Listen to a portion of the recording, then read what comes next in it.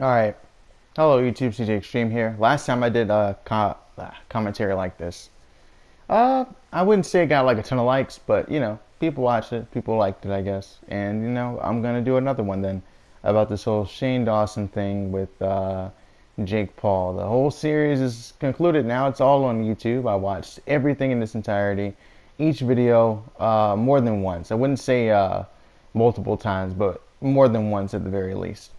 Excuse me. So, last time we left off on me talking about how he was going to talk to Alyssa Violet in the next part, and then he did talk to Alyssa Violet. And then right after that, he ended the series by talking to Jake Paul, and the video was an hour and 40 minutes. The last video, hour 40, hour 45, one or the other. And we learned a lot. And Alyssa admitted that she did some things that was messed up too.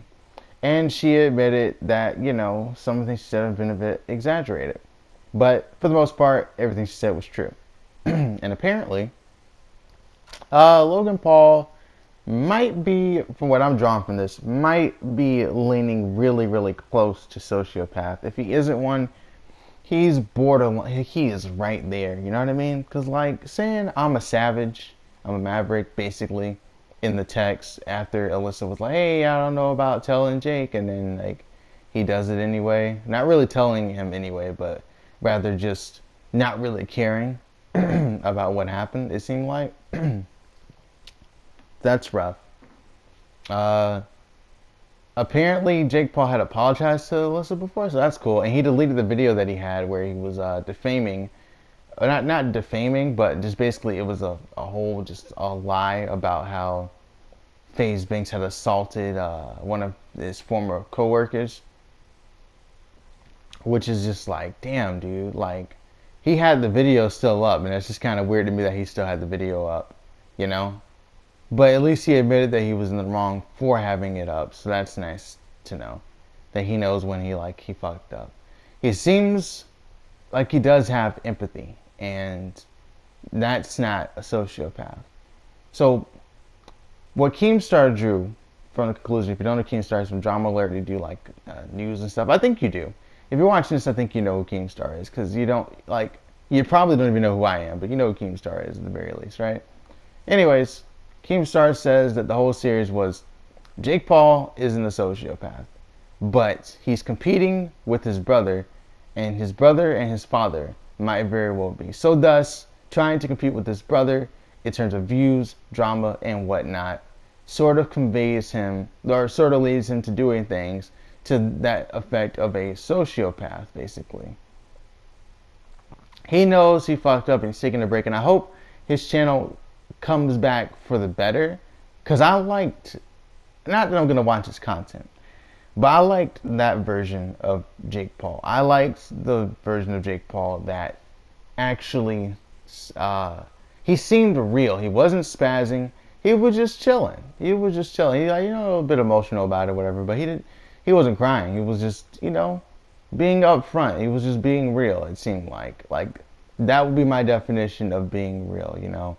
He just spoke his mind, his side, and understood that maybe what he did was fucked up, but that's why he did it. That's what he was thinking. That was his thought process. And admitting that he was at fault. And I said that in the last video that I was like, does he ever admit when he's fucked up? And well, there you go. In that part, he certainly did in the final part of the series. I don't know if Shane Dawson is going to do another documentary anytime soon. I know who I want him to do it on, but will he do that? I don't know. I don't want to say who it is because the guy already gets like a ton of hate, and then I don't want to mention him, and then like I get a ton of hate because you can't. He did this, that, and well, I'm just gonna say it. I think it would be cool if he did one on DSP Gaming. That would be very interesting to me. I think that's something that I would be incredibly invested in to get inside the mind of DSP Gaming. But that's all I'm gonna say about that in terms of who I think he should do it on next. But I don't really care if he does a documentary series or not, Shane Dawson. I like the conspiracy theory videos. Those are what I like to watch. And they're pretty good the first time I watch them, but I don't know if I could watch them over and over and over again like I would anyone else's content. I think they have their limits on how long they can be entertaining. They have their longevity or whatever, you know, rewatchability, like replayability, rewatchability, whatever. Anyways, back to the documentary series.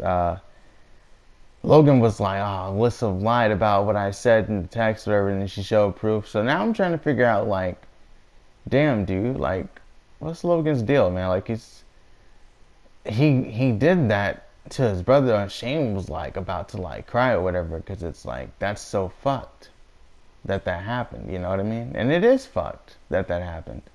It's like it's just messed up. And he said he didn't think that Alyssa and Jake were actually a thing. And I guess I can understand that. I don't think he's bullshitting on that when he says that. I think Logan genuinely didn't really know. Because no one really knew if they were a thing or not. It really just seemed like it was just all a ruse, getting views by faking a relationship. You know what I mean? But then, like, Alyssa couldn't tell, and she actually did like Jake. And I guess Jake actually did like Alyssa. And Alyssa and Jake both did some things that were wrong. I don't know who was lying, but of course both left have their own perspective. So I can't say that they're lying. Everything that they said, it was just like, this is how I felt. And it sounded like they were saying it factually, but I think they were just saying what they think happened. And I think that's fair. I think they both deserve a break for that. You know, you can't just go, oh, this one's lying, this one's saying this, and this one's saying that. I think it's just a matter of perspective when it comes to that situation. I don't get why they never dated in the first place. Because if they both had some sort of feelings to each other, I guess they just didn't really see each other that way at the same time. You know, like it's like one of those things where like, oh, I like this person, but then immediately it goes away. Those feelings change. It's like 1 second you like them, next second you don't like them. 1 second they like it, next second they don't. It's tough. It's tough that happens, but I think that's just how it works when it comes to those things. I wish that he didn't do the things that he did. He didn't have to like try to compete with his brother or whatever, but he did. He does it, and I mean, what are you gonna do? And hopefully his content changes for the better, as I mentioned before. As for Alyssa, I kind of thought that like everything that everyone was saying about Jake was just so one-sided. It seemed like there wasn't another perspective. He was just a piece of shit. That's the only way that people could see him. And it was just like, well, have you talked to the guy? Well, no, I haven't. Like, you know, I'm not saying like talk to them like an interview. I mean like genuinely sit down, hang out, talk to the dude to get to know him. I think that's something that should have happened that didn't happen. You know, with a lot of people who talked about Jake Paul. I don't think he's a great guy, but I still think people should, you know, try to seek other perspectives. And that's really a lot of what happened with this documentary series. It was like, this guy says this guy says that, but Jake says this, but his brother says that, and his daddy says this, and his mama says that, and this guy and that guy and that guy and the other guy. You know, it wasn't like, well, everyone's saying the same thing, so here you go. No. Everyone had their own perspective. But I'm glad that he talked about everything. I would say the first 3 parts of the series didn't really matter. I saw a review and I kind of agree with it. The first 3 parts of the series didn't need to happen, alright? They didn't have to do the first 3 parts. And the reason I say that is because it was just like, well, maybe the first 2. I can't remember the videos right now, but it's like the first couple of parts of the series were just like, oh, he might be a sociopath, and oh, it's scary, oh, is he a sociopath? And then you talk to him, and then he's not a sociopath. Then like the rest of the story just keeps going. I think they could have put everything about him, whether he was a sociopath or not, in one video if they found out, because you know the videos were uploaded after the fact. They were uploaded after everything happened. I think that they could have, you know, took out anything that wasn't important and just said, this is what sociopath is. This is how I feel about sociopaths. This is the example of a sociopath. Is Jake a sociopath? No, that could have been one video, but it was multiple videos. In my personal opinion, I think it's kind of obvious that he wasn't a sociopath. I think he's done some fuck shit, okay? but I think it was kind of obvious that he wasn't. Because if he was a sociopath, right? All right. Not that I am, not that I know anyone who is, but if he was, it would have, I think they would have been able to tell that he was manipulating them, right? Like, kind of like with the guy who was like, with Tana Mojo, and he was, I feel bad, and they're trying to victimize himself. Jake didn't really do that, you know? So I think that was kind of obvious. But anyways, thanks for watching. I'll see you guys later.